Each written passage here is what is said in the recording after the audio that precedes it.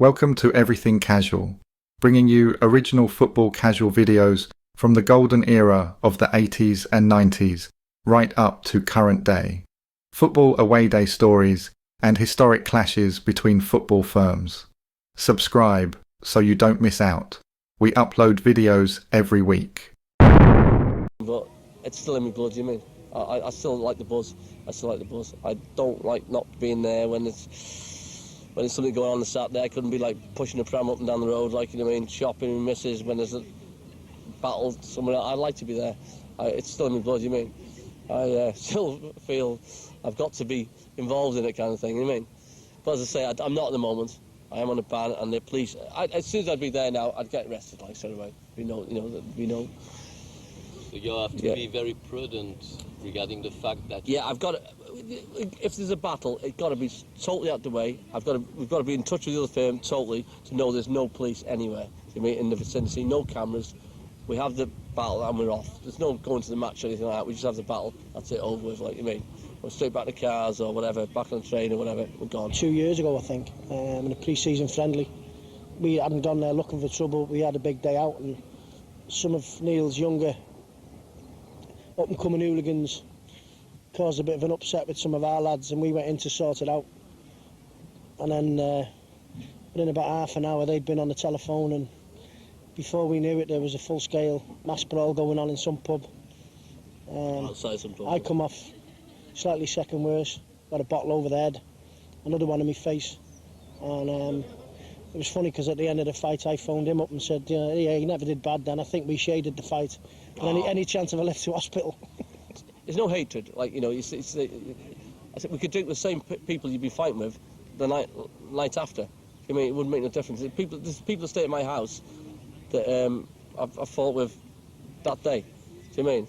But as I say, it's not personal. Nothing's personal. It's totally firm to firm. It's like a competition around the country, kind of thing. It's just pride in your area, like, you mean, pride in your town, pride in your football club. Today we are looking at Wrexham Frontline, and this mob are rated but don't seem to get much of a mention, but they are decent, so it's only fair that we cover them on this channel. In this video we are going to mention Neil Williams a lot, and also listen to him in his own words, and quite rightly so, as he was the top man with Wrexham Frontline, but is sadly no longer with us and passed a few years ago. So, on behalf of the football casual world, R.I.P. Clampett, this is for you. For many years, Williams was the leader of the front line. In fact, it's fair to say that he was the front line. While no gang firm as one person, it is widely accepted that the front line would not have achieved half of their successes over the years if he hadn't have been for the leadership and drive of Williams. He was simply obsessed with football violence, and within minutes of meeting him, you was bombarded of tales of Wrexham's exploits over the years. To be honest, I don't really care about football, he admitted when asked when he had first attended a match. I'm not one of these people that know the names of every player or cries when my team loses, because I don't really care about it. I'm only interested in the violence. Of course I want our team to do well, but only because that means bigger matches and bigger Wrexham firms. Well, with Wrexham's recent success and promotions and new ownership injected money into the club, it's fair to say that the Red Dragons have gone from strength to strength and are now a force on the pitch, gaining more fans but also more casual lads. I think the front line will soon be back to being a big, well-respected firm yet again, maybe even more so than they were before. And I'm sure that Clampett is looking down with a big grin on his face. Most of my mates at school supported other teams like Liverpool, Manchester United and Everton. That's changed now, but only because the front line has brought some pride back into supporting Wrexham. We are now only Wrexham. The early years were simply about having a go and trying your luck. Me and my mate would go away and just try and get in their end. He mentioned on several occasions when he would get a beating before being escorted around to the Wrexham end, only to try again a while later. Wrexham were disorganised, and it was every man for himself. This was more than 25 years ago. At home, when Wrexham would gather in the old Cop, there was trouble at most games.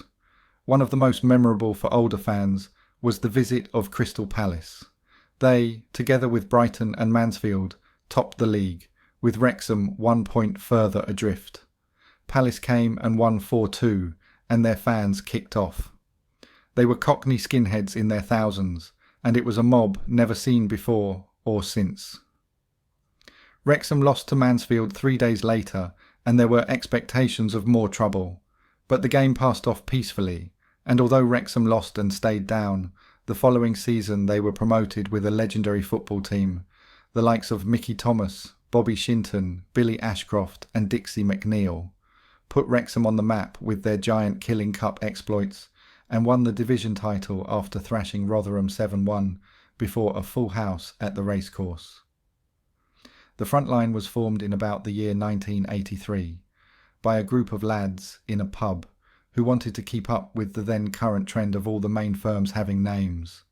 An earlier name attached to the Hooligans element had been the Turf Bar Boys, a group of less than 20 who regularly went into home ends at away games and were barred from the pub adjacent to the Wrexham Cop due to their violent tendencies. Wrexham claim that they were the first firm to take the name Frontline, arguing that they had sprayed it all over the towns of the lower divisions at least a year before the more notorious Frontline of Middlesbrough adopted the title. "Without a doubt, we had the name first," said Williams proudly. "We played somewhere and saw borough graffiti saying Red Car Casuals when we had been Frontline for at least a year. They may have had a bigger mob over the years and may be better known, but they nicked our name. Fact. Don't get me wrong, they were one of the best in the country and we respect them. But F them, I don't care who they are, we had the name first." In those days, the Frontline could pull about 200 for a decent away game, with as many as 250 going to Rochdale by train in their heyday.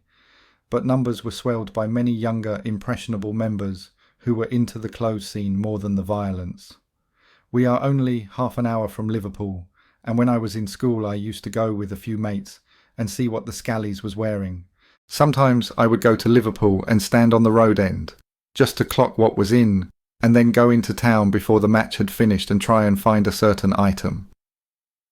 Soon it caught on, and we ended up with all the young ones in the area tagging on to us, which at the time did us no favours.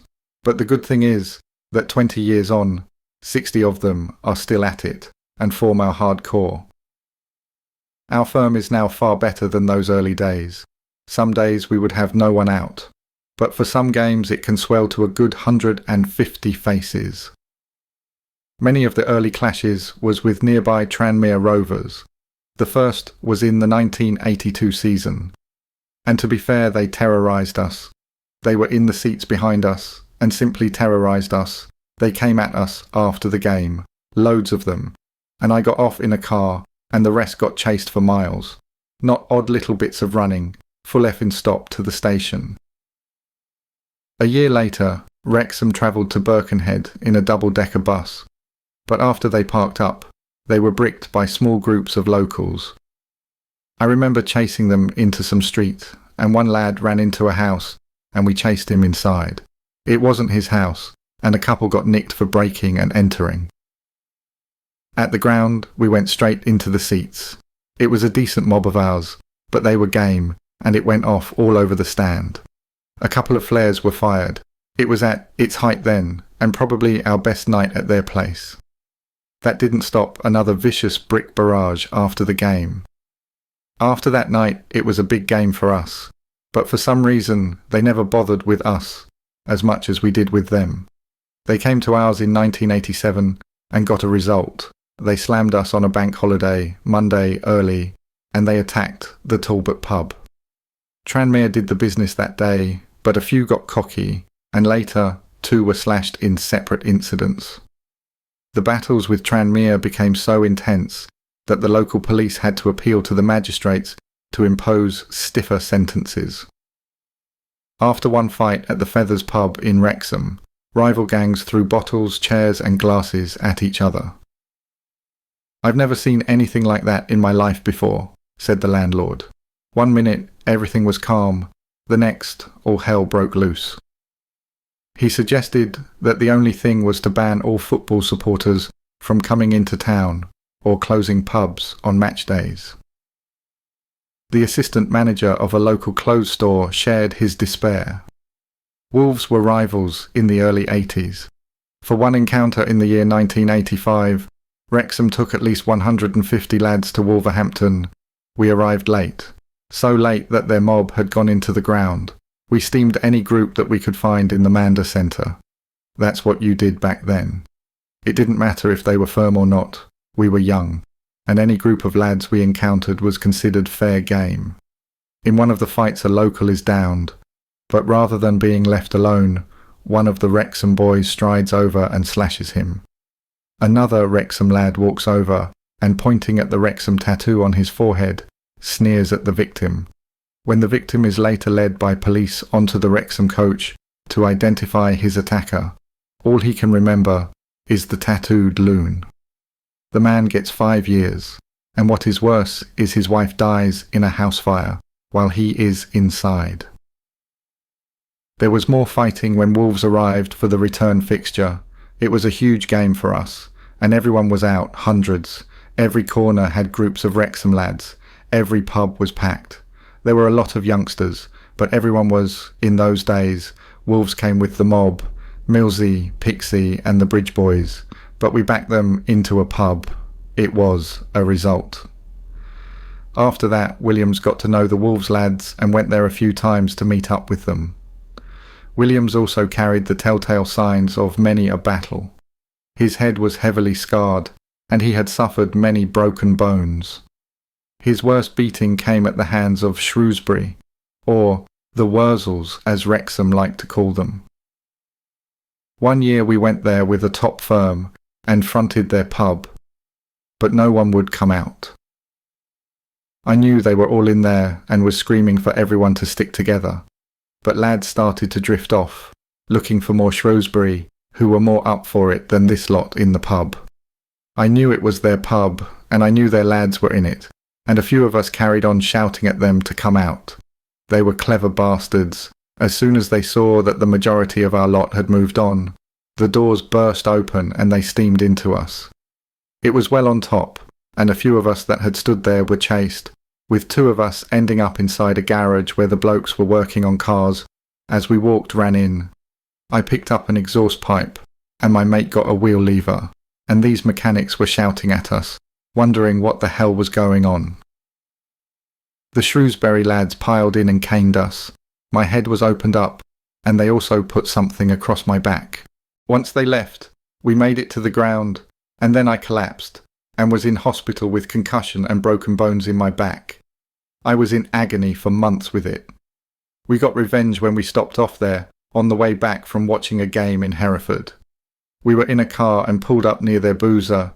I had a nose around the back and saw that the beer garden was full of them. We decided to give it a go and grabbed some wood and a few bits and charged into them. They were in a panic, thinking that there was a coachload of us, and we smashed them into the pub before getting off. The police came and then they saw 5 of us and wanted to kill us. Too late, we were home and job done. Mission complete.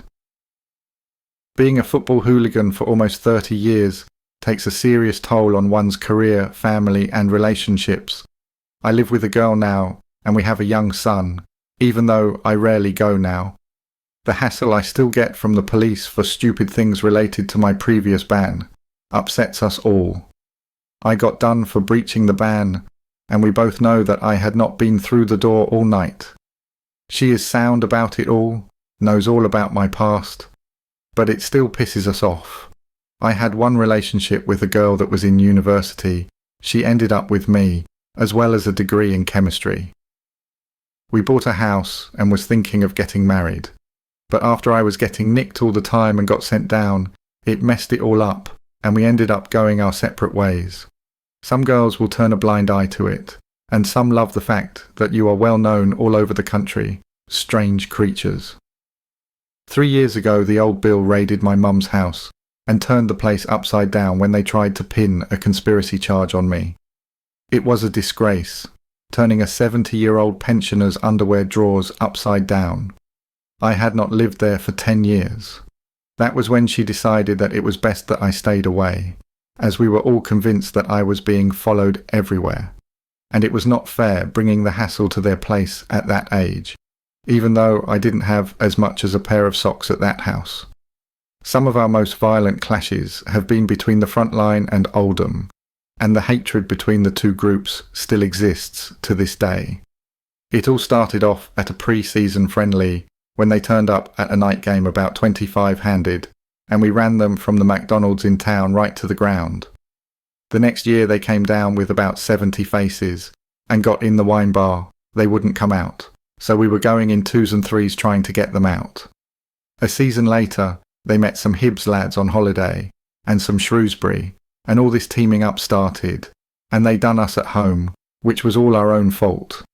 It was the first game of the season, and Wrexham had 80 lads in the Egerton waiting for them, and when we phoned them and told them to get into the Four Dogs pub out of town, Wrexham caught a local double-decker bus to meet them with the idea of getting to a pub nearby called the Acton, supposedly to get tooled up and take it to them. As we drove past on this big daft bus, a few Oldham saw us, and they all came piling out. Lads tried getting off, but the bus driver was having none of it, some of our lads pulling open the doors while others were screaming to leave it and get off further up the road. About 10 got off, and we were getting slaughtered. Bottles, glasses, the lot going at them. A few more managed to jump off as the bus hadn't stopped. Lads sitting upstairs were kicking out the windows and trying to get out and help the lads who were getting tanked by Oldham, with a good dozen or so Hibs with them for good measure, all tooled up. By the time we got up the road, and this effing hero bus driver had stopped, our lot had been turned over, and the police were there. Oldham drank up and went home with a police escort, and didn't even go to the game. It was a nightmare. I remember going home at 5 o'clock, absolutely gutted. We were all arguing amongst ourselves, in house fights were breaking out, all that nonsense. It was one bad day at the office. As hard as Wrexham tried to get even, they failed. But as William said, it wasn't for the lack of trying. It looked like the Frontline would never get revenge for the Four Dogs massacre, but in 2002 they were given the opportunity when Oldham called on a meet in Manchester while the game was being played in Oldham. Williams and his firm had waited 4 years for the chance to settle the score. We were told to get to some pub in Piccadilly at 3 o'clock, when the match had kicked off, and all the police spotters would be up at the ground, thinking it was a no-show from both mobs. We got the train and waited in Warrington to save, bringing ourselves to the attention of the Manc police, as United were at home and we were taking no chances. We got in this pub and soon a couple of faces came in.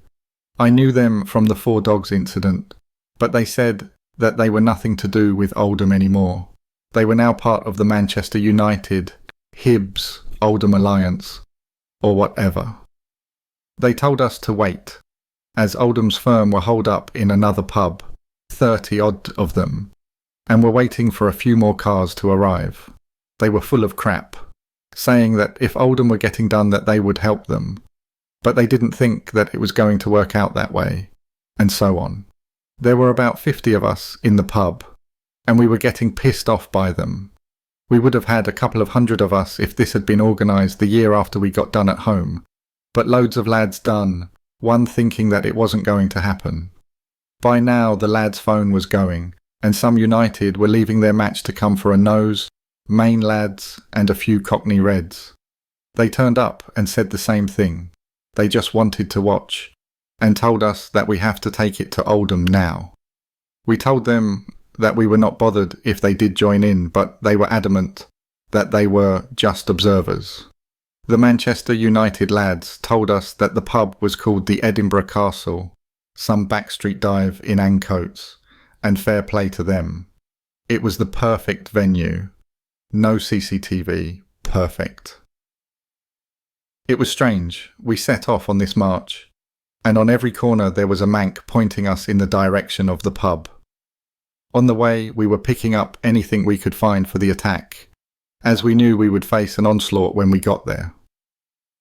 We got to a crossroads, and there was 10 Manchester United lads on the corner watching. Only a few of us knew who they were, and it nearly went off as loads of us were ready to steam into them. That moment, about 10 Oldham came from behind this factory unit throwing bottles, and as we went towards them, another 30 odd came down the side street at us. It was blinding. It's what we had been waiting 4 years for. There was none of the usual bouncing about. We just went straight into this 30, and they turned in seconds and were off. All our ammunition was hitting them as they tried to get back into the pub, but they were stuck in a bottleneck, and about 10 escaped. But for the rest of them, there was no hiding place. The first one to stand at the pub door got cleaned, sparked out, as they tried to fight us off. But then every window in the pub went in. We were screaming, "Get in the pub, get in the pub," but waited a moment for the barrage of bottles and glasses, but it never came. We thought that they had got out the back door, so we went in slowly, and we couldn't believe it. The back door didn't exist, and they were spread out, breathless, picking up a few stools. Normally, it's the kind of situation you would walk away from, as they were done already, but the 4 dogs was the same for them, and they mercilessly battered the few that were trapped off the bus, so we thought F it. Basically, we destroyed them. Lads were ripping the beer pump handles off the bar and whacking them. Every chair in the pub got smashed over them. One of Stockport's main lads was with them, knocked out. It was stopping, and we were outside ready to go when someone would run in and start it again. They were well and truly slaughtered, hiding under tables, locked in the toilets, pleading with us to leave them. There was no fight left in them. No police were coming. It was like a ghost town. All you could hear was bits of glass falling from the wrecked window panes with the curtains blowing in the wind. Eventually we heard sirens and left sharpish. One of the United lads told us later that it was the best battle he had seen for a long time, and when the police turned up with paramedics, they were some slapping lads across the face trying to revive them. It was job done, and on the way home I remembered how bad I had felt after they had done that to us 4 years earlier. Wrexham's closet opponents are Chester City, but the Chester of today are no match for the numbers of Wrexham. But the fact that they reside a few miles away, it would be a nothing game. They are very poor, they have a few decent lads, and I respect a few of the older faces from years ago. But as a firm, no respect, sorry. They have never had a result against Wrexham, and I have been going for 28 years. They make a big thing about the Welsh English factor, but to us, they are nothing. Just an irritant, really. And 99% of their lads will tell you that they can't get near us. They claim a result here and there since the 70s, but I have been at them all and never known it. In December 97, Wrexham were drawn away at Chester in the FA Cup. The match was played on a Friday night, and it spelt trouble for both mobs. We were drinking down by the river, and if ever there was a police set up, this was the best ever. They came in and made us all leave, ushered us up to the centre, and then pushed us down the rows to near the Victoria, where Chester were mobbed up. On the rows were police, filming us coming up, and the police behind us were pushing us towards Chester. That would never have happened on a Saturday when there were hundreds of tourists about. They were trying hard to get everyone nicked. A few obliged. But it was a nothing incident. Over 20 alleged hooligans were arrested, and the case came to Chester Crown Court the following September. The prosecution explained how a handful of police desperately tried to prevent disorder between 100 Wrexham hooligans and 50 Chester. My funniest moment was when we were all in the stand against Chester and 2 lads unfolded a huge England flag in the middle of our cop. The whole Chester end erupted, and we could not get near the cop from where we were. They stood there, arms out, calling for Wrexham to come at them, knowing that the police would be there in seconds and they were soon to be heroes. Well, no police saw them, and some bloke called Alan just walked up to them and knocked the pair of them clean out with 2 hits.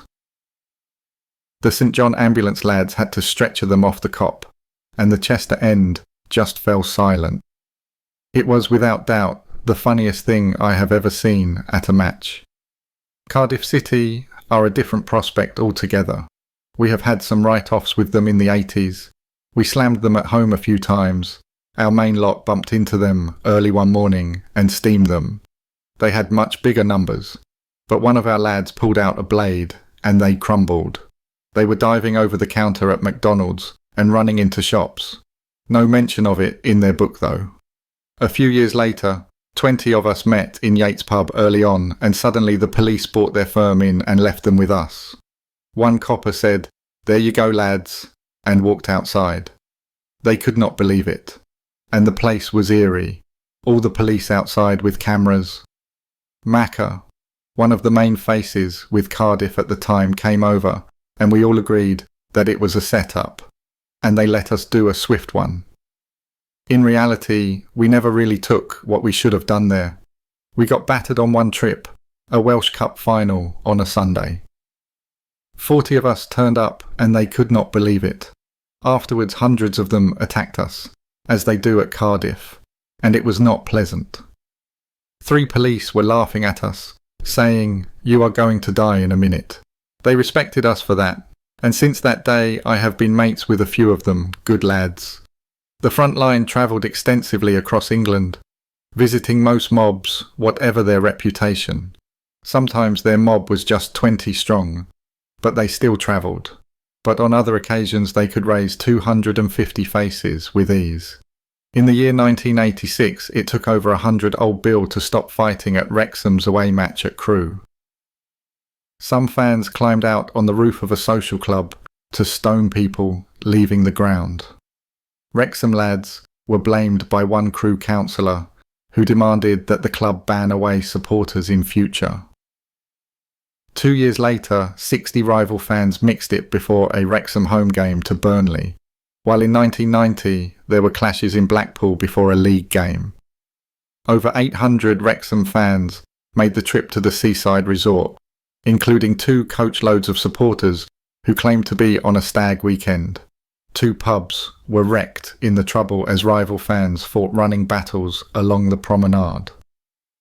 Blackpool's football intelligence officer said that he was disgusted by the violence. We spotted Wrexham's frontline troublemakers. One of them was seen with a Blackpool fan, and they were obviously organising fights. We are talking about organised crime here, and we have a police officer who is still unconscious. It may have gone some way to alleviating the memory of a humiliating Boxing Day game in the early 80s when Blackpool took a huge contingent to North Wales and overran Wrexham. A year later, 16 Wrexham fans were arrested after rampaging through Halifax town centre. And, in the year 97, extra police had to be called in to deal with a series of pitch invasions during Wrexham's FA Cup game at Peterborough. A total of 27 people were arrested, most being Wrexham lads. And after one trip to the northwest, a newspaper reported, "Wrexham fans are in disgrace following violent scenes in which a police officer was hurled down steps in the sides league clash with Rochdale. Mayhem erupted during the vital away game with the Lancashire side, and 14 fans were arrested as fighting broke out between rival supporters." Over the years, Wrexham have travelled abroad to follow their national team.